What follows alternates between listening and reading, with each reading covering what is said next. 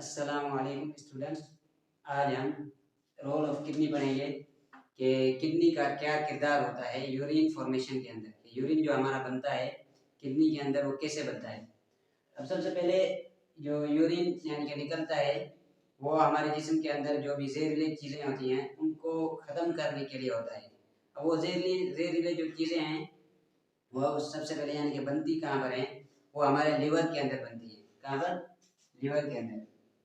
हमारे लिवर के अंदर लिवर क्या करता है कि अपने अंदर ग्लूकोज वगैरह को स्टोर करता है, लेकिन ये लिवर क्या करता है कि अमाइनो एसिड को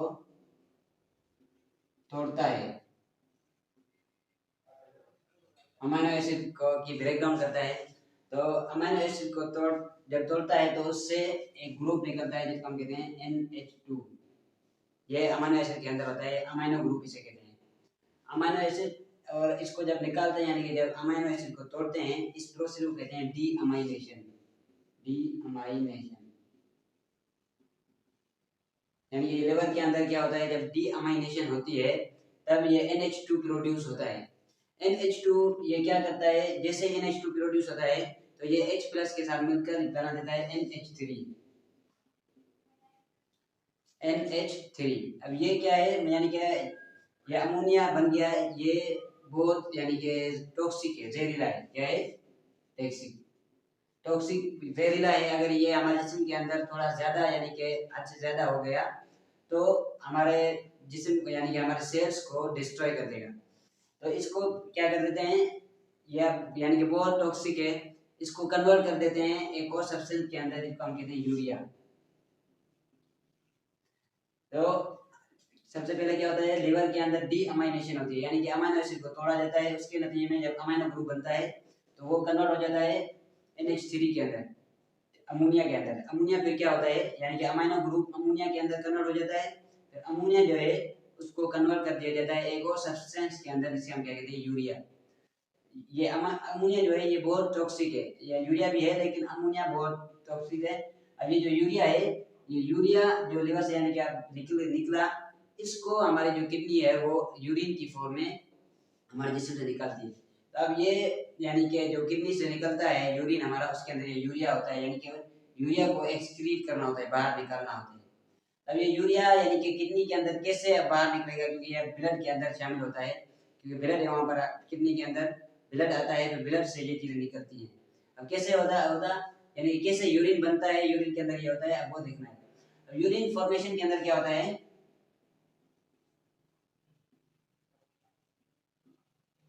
अब दो प्रोसेस होते हैं यूरिन फॉर्मेशन के अंदर। एक को कहते हैं फिल्ट्रेशन और दूसरे को कहते हैं रीएब्जॉर्प्शन। फिल्ट्रेशन एंड रीएब्जॉर्प्शन ये दो प्रोसेस होते हैं जिससे हमारा जो यूरिन है यानी कि यूरिन ऐसे बनता है, फिल्ट्रेशन एंड रीएब्जॉर्प्शन से। अब ये क्या है, ये भी आते हैं। अब फिल्ट्रेशन यानी कि फिल्टर होना, क्या होना, फिल्टर होना। अब फिल्ट्रेशन जो होती है वो दो किस्म की होती है। एक को कहते हैं अल्ट्रा फिल्ट्रेशन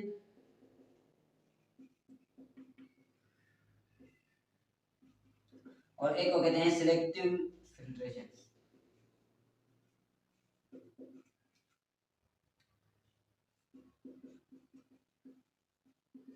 अब ये तो यानी कि फिल्ट्रेशन होती है सबसे पहले, यानी कि ब्लड जो है वो छनता है तो उसको कहते हैं फिल्ट्रेशन। अब वो दो तरह से होता है, एक को कहते हैं अल्ट्रा फिल्ट्रेशन और एक को क्या कहते हैं, सिलेक्टिव फिल्ट्रेशन।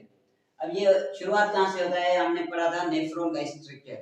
किडनी के अंदर बहुत सारे नेफ्रॉन्स होते हैं, तो ये नेफ्रॉन्स के अंदर होता है। अगर हम नेफ्रॉन्स को दोबारा बनाएं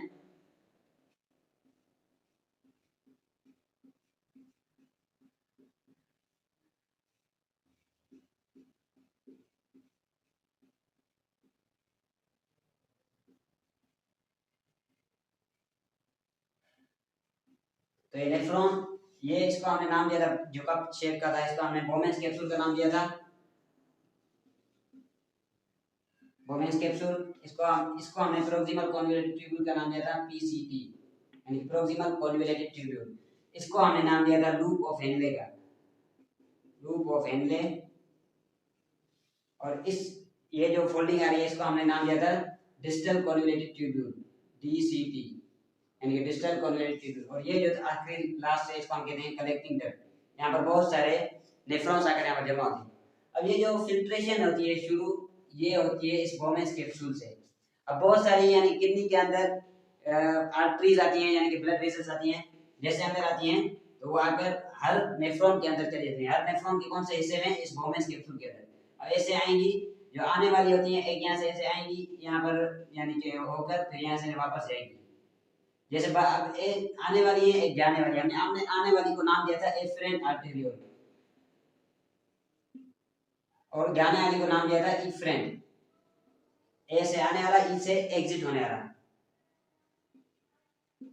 और अब देखें इसको ये जो कप शेप स्ट्रक्चर इसको हमने बोमेंस कैप्सूल का नाम दिया था। अब ये यहाँ पर आकर बहुत सारी ऐसी यानी कि ये जैसे आर्टरीज आती हैं यहाँ पर ऐसे यानी कि गुच्छा बन जाता है। उस गुच्छे को हम कहते हैं ग्लोमेरुलस। क्या कहते हैं? ग्लोमेरुलस। ये ग्लोमेरुलस बना यानी कि जैसे यहाँ से आएगा ब्लड तो ब्लड जैसे यहाँ से आएगा फिर यहाँ पर चलेगा, यहाँ से जैसे अंदर जाएगा ना इस जगह को हम क्या कहते हैं? ब्लड के अंदर जाने को, यानी कुछ यहाँ से आगे चला जाएगा कुछ से वापस चला जाएगा और ये ऐसे पूरे के अंदर ये जो यहाँ से निकलेगी ये पूरे के अंदर ऐसे फैली होती है, इस पूरे के ऊपर डिस्ट्रीब्यूट की होती है ये वाली आर्टरी। तो अब ये जो यहाँ से आ रहा है यानी कि यहाँ से जैसे दाखिल होगा उसको हमने क्या नाम दिया? फिल्ट्रेशन का। अब ये जो यहाँ से जा रहा है ना इसको कहते हैं अल्ट्रा फिल्ट्रेशन। फिल्ट्रेशन रहे लेकिन कौन सी? Ultra filtration. अब एक हमने देखा है नाम दे दिया इस ये जो गुच्छा बन रहा था इसको हमने ग्लोमेरुलस का नाम दिया और ये जो कप शेप स्ट्रक्चर इसको हमने बोमेंस कैप्सूल का नाम दे दिया।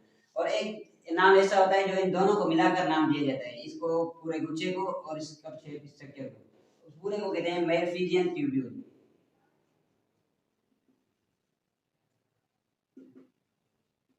यानी कि ये जो फिल्ट्रेशन होती है कहाँ पर होती है? मेलफिजियन ट्यूब्यूल में ये फिल्ट्रेशन होती है।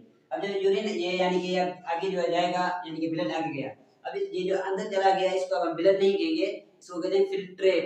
क्या कहते हैं? फिल्ट्रेट। यानी कि वो सारा इस सारे के अंदर घूमेगा उसको हम कहते हैं फिल्ट्रेट। और फिल्ट्रेट होगा जो घूमेगा। अब सबसे पहले हमारा अल्ट्रा फिल्ट्रेशन हुई है, बाकी जो होगी सिलेक्टिव फिल्ट्रेशन यानी कि जो सिलेक्ट किया गया जो चीज अंदर आ गई और बाहर से अब ऐसे जहाँ से अंदर चली आई कुछ चीजें इस ब्लड के अंदर वापस रह गई, तो अब वो वापस जब रह गई उसको वापस इसके अंदर डालना है क्योंकि वो जहरीली है और उसको वहां से निकालना है यूरिन के जरिए। तो वो उसको वापस जब डाला जाएगा यानी कि सिलेक्ट कर करके डाला जाएगा, एनर्जी लगा कर डाला जाएगा, उसको हम क्या कहते हैं? Selective filtration. तो फिल्ट्रेशन दो किस्म की होती है, अल्ट्रा फिल्ट्रेशन जो कि यानी कि दाखिल होते वक्त हो जाएगी और दूसरी कौन सी है? सिलेक्टिव फिल्ट्रेशन यानी कि जो सिलेक्ट करके की जाएगी। तो ये फिल्ट्रेट यानी कि बनता है सबसे पहले फिल्ट्रेशन होती है, उसके बाद जो प्रोसेस होता है उसे हम कहते हैं रीएब्जॉर्प्शन। क्या है? रीएब्जॉर्प्शन। अब रीएब्जॉर्प्शन भी दो किस्म की है, एक को कहते हैं selective and non selective. Reabsorption यानी कि दोबारा निकालना, रीएब्जॉर्ब करना, यानी कि इस ब्लड के अंदर जैसे यहाँ से प्रेशर आया यहाँ से जैसे अंदर चीजें चली गई, अब कुछ जो काम वाली चीजें होती हैं जो कि यहाँ से चली जाती हैं उसको वापस निकालना भी होता है, क्योंकि मैंने आपको बताया ब्लड के प्रेशर जैसे यहाँ से बाहर आ रही है दोबारा इसके ऊपर जाकर घूमती है, तो फिर डिफ्यूजन के जरिए जो चीजें अंदर आ गई उसको बाहर निकालना होता है और बाहर से चीजें जो खतरनाक चीजों को दोबारा इसके अंदर डाला जाता है, जिसको हमने सिलेक्टिव फिल्ट्रेशन का नाम दिया था। अब क्या होगा कि सिलेक्टिव रीएब्जॉर्प्शन के अंदर क्या होगा कि जो चीजें इसके अंदर हैं यानी कि उनको सिलेक्ट कर करके डाला जाएगा वापस। अब वो काम होती है सिलेक्टिव रीएब्जॉर्प्शन वो होती है loop of Henle and collecting duct. इसके अंदर जो रीएब्जॉर्प्शन होगी यानी कि यहाँ से जो चीजें निकाल कर ब्लड के अंदर डाली जाएंगी उसको हम क्या कहते हैं? Selective reabsorption. और बाकी एक रीएब्जॉर्प्शन इस पीसीटी के अंदर भी होगी और डीसीटी के अंदर यानी कि proximal convoluted tubule and distal convoluted tubule के अंदर भी रीएब्जॉर्प्शन होगी, उनको हम क्या कहते हैं? Non selective reabsorption. यानी कि जो चीज डालनी होगी वापस वो डाल देते हैं, वो यानी कि काम की होती है लेकिन कोई सिलेक्ट नहीं की जाती। तो एक होती है selective reabsorption and non selective reabsorption यानी कि वापस निकालना, रीएब्जॉर्ब करना।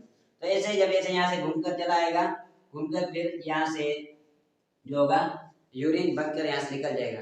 अब यूरिन को अब ये जो यानी कि यहाँ से यूरिन बनकर निकल जाता है इसको जो बैलेंस करते हैं, हमारे कुछ हार्मोन्स बैलेंस करते हैं। हार्मोन्स क्या हैं? कुछ केमिकल मटेरियल्स हैं जो कि हमारे कुछ केमिकल्स हैं हार्मोन्स, वो हमारे दिमाग से निकलते हैं और जाकर इनको यानी क्या कहते हैं, इनको बैलेंस करते हैं कि यूरिन जो निकलेगा वो क्या होगा, वो डिल्यूट होगा या कॉन्सेंट्रेटेड होगा। डिल्यूट यानी कि वो पतला होगा या गाढ़ा होगा।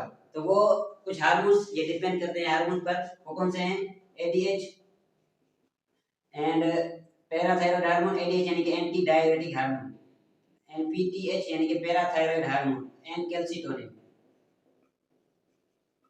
ये हार्मोन्स होते हैं जो कि यानी कि इस पर ये डिपेंड करता है कि यूरिन जो यहाँ से निकलेगा वो यानी कि डिल्यूट निकलेगा या कॉन्सेंट्रेटेड। तो ऐसे हमारे जिसम के अंदर यानी कि यूरिन फॉर्मेशन होती है।